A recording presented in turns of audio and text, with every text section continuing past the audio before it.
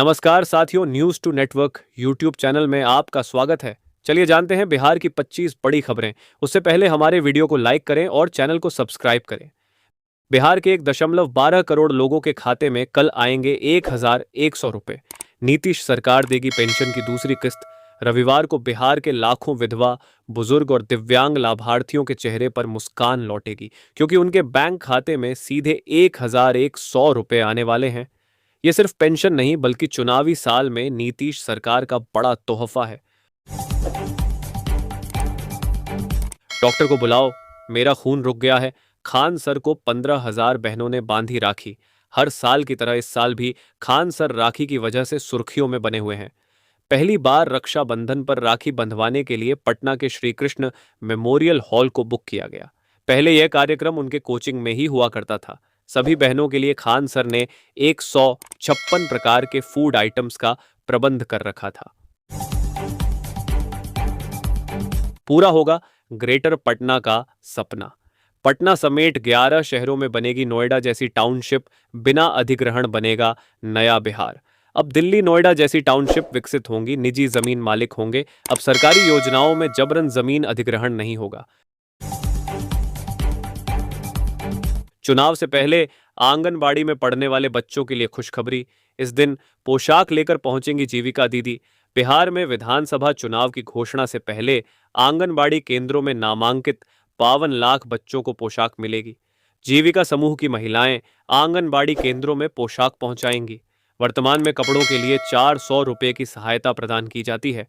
इस योजना का उद्देश्य ग्रामीण महिलाओं को सशक्त बनाना है, जिससे उन्हें लगभग 200 करोड़ रुपए का काम मिलेगा। भारत छोड़ो आंदोलन की 83वीं वर्षगांठ पर बिहार राजभवन में कार्यशाला का हुआ आयोजन। राज्यपाल रहे उपस्थित। पटना के राजभवन में भारत छोड़ो आंदोलन की 83वीं वर्षगांठ पर महात्मा गांधी जी की प्रासंगिकता विषय पर कार्यशाला आयोजित हुई। राज्यपाल आरिफ मोहम्मद खान ने गांधी जी के सिद्धांतों को आज के सामाजिक राजनीतिक परिदृश्य में अनिवार्य बताया। पूर्व राज्यपाल निखिल कुमार ने भी गांधी जी के विचारों की प्रासंगिकता पर विचार साझा किए। बिहार पुलिस में डिजिटाइजेशन की तैयारी तेलंगाना कर्नाटक मॉडल पर होगी। कार्यप्रणाली एडीजी सुधांशु कुमार ने बताया कि देश के कुछ राज्यों, विशेषकर तेलंगाना और कर्नाटक ने पुलिसिंग में डिजिटाइजेशन को पूरी तरह लागू किया है। इन राज्यों के अनुभवों और सिस्टम का अध्ययन बिहार की जरूरतों के हिसाब से किया जा रहा है। गरीबों के मसीहा हैं डॉ. गौरव मिश्रा। 200 से अधिक लोगों की फ्री में सर्जरी। अब पत्नी भी देती हैं साथ। डॉ. गौरव मिश्रा रोहतास के एक छोटे से गांव से निकलकर डॉक्टर बने। वे गरीब मरीजों के लिए मुफ्त चिकित्सा सेवा प्रदान करते हैं। हर रविवार को गांव में कैंप लगाकर मुफ्त दवा देते हैं और जरूरतमंदों की मुफ्त सर्जरी करते हैं। पटना में वे हर मंगलवार को मुफ्त ओपीडी सेवा देते हैं और महीने में 3-4 रोगियों की निशुल्क सर्जरी करते हैं। अनंत सिंह के बाद आनंद मोहन से मिले नीतीश। सीएम आवास में हुई मुलाकात अहम क्यों? बिहार के मुख्यमंत्री नीतीश कुमार से अनंत सिंह और आनंद मोहन ने बारी बारी से मुलाकात की। जेल से छूटने के बाद अनंत सिंह की यह पहली मुलाकात थी। मीटिंग के बाद अनंत सिंह ने मीडिया से बात नहीं की।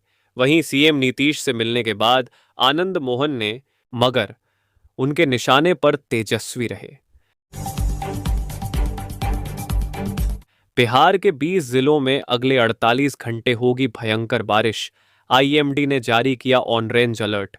बिहार को लेकर जारी किए पूर्वानुमान में पटना मौसम विज्ञान केंद्र ने बताया कि अगले 48 घंटे के दौरान उत्तरी बिहार के सभी जिलों में भारी बारिश होने की संभावना है।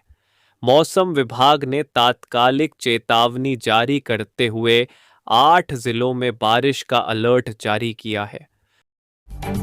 बिहार पुलिस को डिजिटल करने की तैयारी। मोबाइल ऐप पर होंगे सारे कामकाज। बिहार पुलिस अब पूरी तरह से डिजिटल होने जा रही है। पुलिस के सारे काम मोबाइल ऐप पर होंगे। इसके लिए पुलिस मुख्यालय मोबाइल आधारित समाधान पर काम कर रहा है।